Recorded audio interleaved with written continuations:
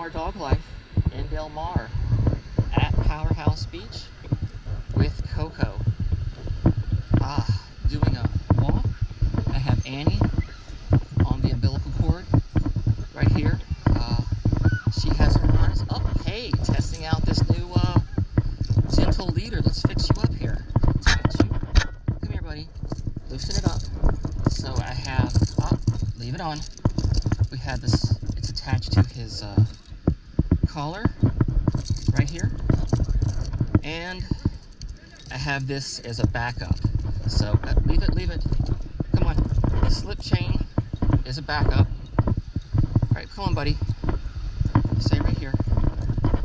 Keep you this the slip chain is a backup here to keep him from, in case he slides backwards, because he slides backwards and he'll get out the shape of his head.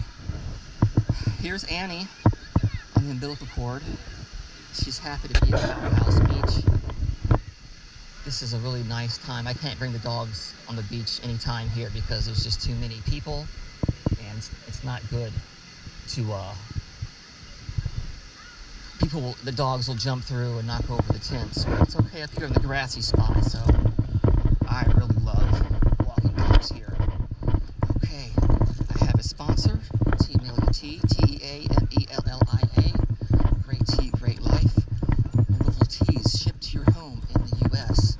Green tea, matcha tea, herbal teas. Many flavors of teas shipped to your home in the U.S. Teameliatea.com, link in the description. Okay, so I was looking on r/dogs,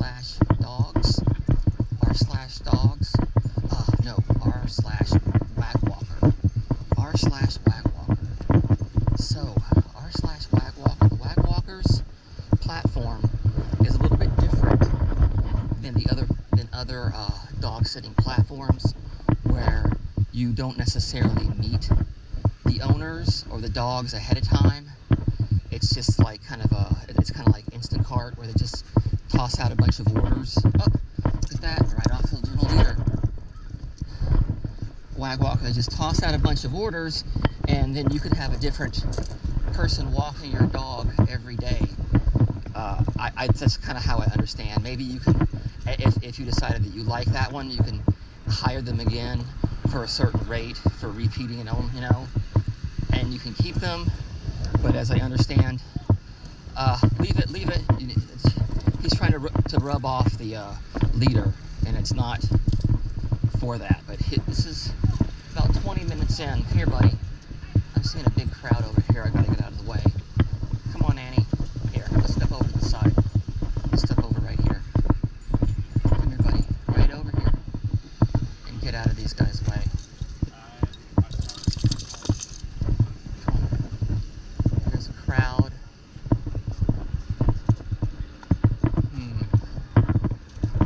Come on, buddy. Let's go over here. We'll just do it this way. I see that little girl there. I don't want to have them worried having Coco doing his jumpy dance. Even though I know he's good with kids, he has his own kids, but they don't know that, so I'll just go over here instead. Had Annie a little tighter because we were in the bike lane. So Wagwalker, this lady had done she's wondering if she could have done anything differently, because she was going to do a house sitting for someone for 2 dogs, and she had only talked to them on the phone prior to setting it up. Whoops, hey, there's a dog pottying, and Annie's smiling, and Coco is still doing his business. Okay, move along.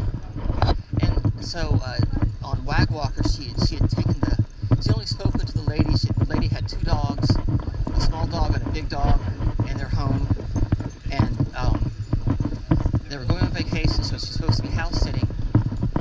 And so she says, the dogs don't, on the phone, the dogs don't get along inside the house, but when they're in the yard, they're okay. This is what the lady told her on the phone. It's like in the house they're going to argue and fight, but in the yard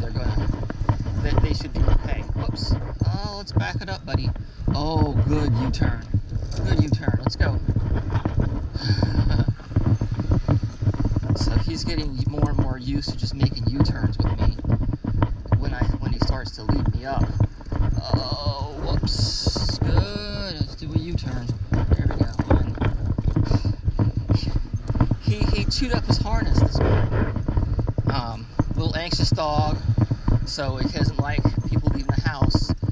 And I took him with me to the gym. He was with the other dog, and he's just like, screw this harness. And he chewed up the harness. Oops, here's a buddy over here. Coco is, no, Coco, come on. No, let's go over here.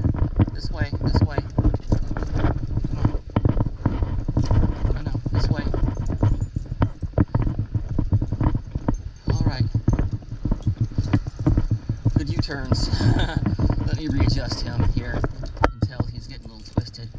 This is on his collar, his harness, gentle leader, and backup slip. Let me make sure he's got some good looses. This is where all the tension is. This is in case he slides straight back. And so the Wagwalker sitter goes to get the dog, goes to her home, and she agrees to this. And she goes to the home. She's like, okay, I'll just put them in the yard separately, and so as it turns out, they just fight all the time. Whoops, leave it. Oh, that's all. He's eating grass, and Annie's just kind of trotting around. So the two dogs just fight all the time for whatever reason. So they start fighting in the backyard,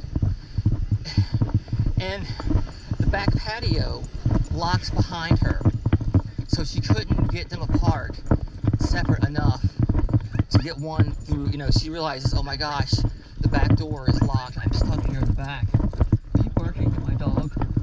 That's the most idiotic thing to let your kid do, to have it chirping at my dog. That's pretty annoying. Okay.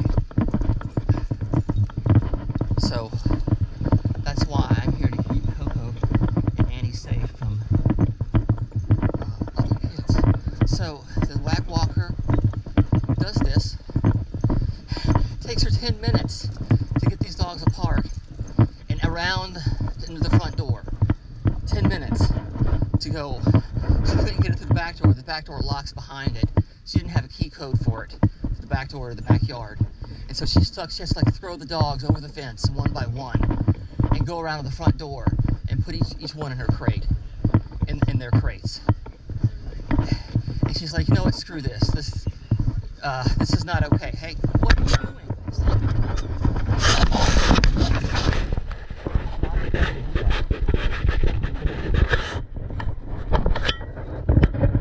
There you go. Live action walk right there. What I have to do with Coco. Physically pick him up when he starts reacting to another dog. But hey, he's a puppy, and that's why I have this way of restraining him. Luckily, he's a nice dog. Oh hey, here's my mutt mitt that I dropped earlier. I'd have been one. Get out of there! Get out of there! I'd have been wondering where my bag was, and I guess I dropped it when I cleaned up after Annie.